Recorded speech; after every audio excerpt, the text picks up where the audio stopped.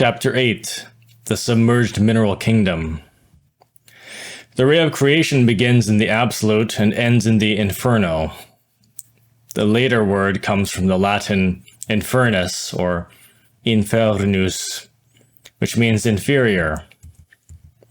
An author, whose name I do not wish to mention, stated that the inferior place is the physical world, this cellular world in which we live. Lamentably, that author was mistaken, because the infernus is the underworld, the submerged mineral kingdom. Dante discovered the infernal, or rather the infernos, within the interior of the earth, the underworld of the earth. The descent towards the profound interior of our planetary organism is a descent into places of extreme density, of extreme materiality. Indeed, this is the wise idea expressed by Dante in his Divine Comedy. Dante sees the underworld, he analyzes it, he comprehends it, and he formidably describes it. Dante talked about spheres or circles of an increasing density that lead, according to his own words, toward the middle, at whose point unites all heavy substance, that point to which from every part is dragged all heavy substance. At the threshold of the door of hell, Dante saw, written in black letters, the following terrible words. Through me you pass into the city of woe. Through me you pass into eternal pain. Through me among the people lost for aye. Justice, the founder of my fabric, moved. To rear me was the task of power divine, supreme wisdom and primeval love. Before me things create were none, save things eternal, and eternal I endure. All hope abandoned, ye who enter here. The subterranean layers of the earth represent the kingdom of minerals, lithosphere, and the kingdom of metals, known as the barosphere. It envelopes a heart of incredible density and frightful inertia. We must make a clear distinction between the mineral kingdom and the kingdom of metals. Among minerals, the group of metals is a cosmic separated group.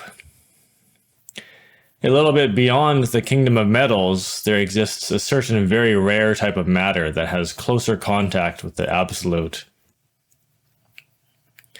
We must comprehend profoundly that the Almighty Holy One abides behind the kingdom of metals. The ray of creation begins in the absolute and ends in the inferno. But what is beyond the inferno?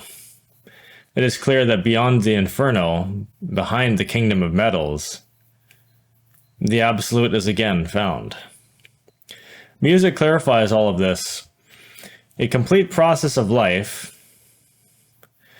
within the ray of creation is the descendant octave in which Do passes to Ti and Ti passes to La, and so on and so forth. With one law, the absolute vibrates within the note Do of the musical scale. From the great scale, the note T resounds in all of the worlds of the infinite with their 3 laws. The note La vibrates in all of the suns of the galaxy with their 6 laws. The note Sol resounds in the sun that illuminates us with its 12 laws. All the planets of our solar system vibrate with the note Fa, which resounds in all of nature with their 24 laws. On Earth, the microcosm vibrates with the note Mi and its 48 laws. The under-earth or underworld vibrates with the note Re. The ray of creation ends in the underworld. Beyond the kingdom of metals is the absolute, with its note Do vibrating eternally. Therefore, the inferno, with its 96 laws and its note Re, is the end of the ray of creation. The 7 orders or worlds exist within the ray of creation. The inferno is the 7th, the last one. Happiness and spirituality increase in worlds which are governed by a small number of laws. Yet the complication of life, the mechanization, the materiality, the grief, increases in worlds governed by a large number of laws. The inferno, governed by 96 laws, which multiply according to the law of three, is frightfully materialistic, horrible, and painful. The submerged mineral kingdom is Dante's Inferno, with its 9 circles or regions.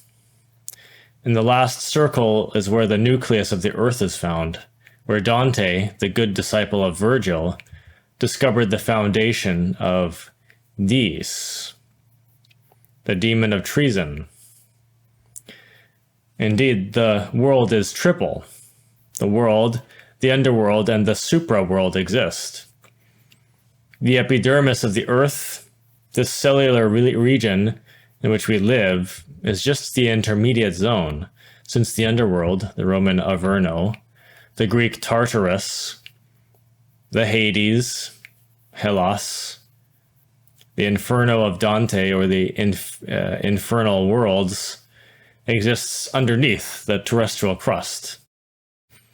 The Elysian fields of the supraworld, the molecular and electronic kingdoms, the heavens, Deva, Amenti, paradise, etc., are all found above the cellular regions.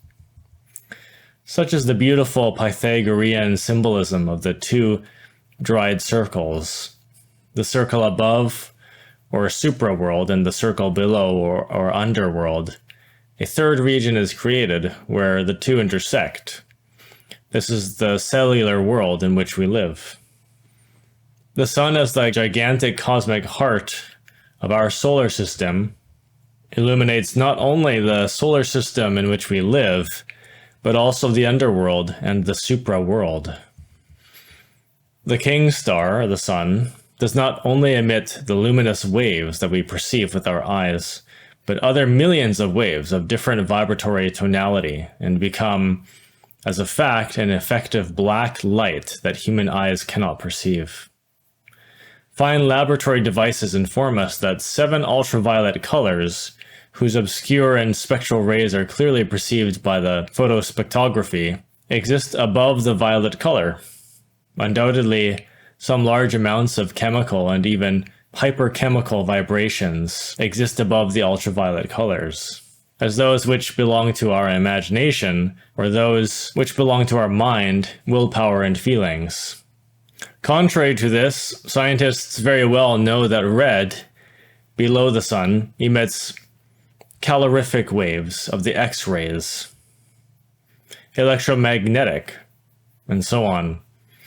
That, as a fact, and without a doubt, would be clear light if human beings would have developed that 3rd eye of the limnoceles lacertidae, a 3rd eye that is also cited by Homer in the Odyssey. Creatures that inhabit the profound depth of the oceans and the obscure caverns of the earth have developed that 3rd eye, that 6th sense. It has been widely proven that ants and other insects can see very well in light of the infrared rays, but on the contrary, they are in complete obscurity in the light of the violet-colored rays. The outer darkness mentioned by the 4 Gospels of Christ are indeed black light, another mode of light. Therefore, it is not exaggerated to affirm that the infernal worlds are illuminated by infrared light. It is not necessary to be absolutely perverse in order to enter into the infernal worlds. Those who enter into the underworld are the ones who lived without deserving any type of praise or vituperation from their fellow men. Also those who were never rebellious or loyal to God, rebellious against the ego, in other words. The lukewarm, who are as numerous as the sand of the sea. They are the unhappy ones who only live for themselves, those crowds who were never interested in the intimate self-realization of their being.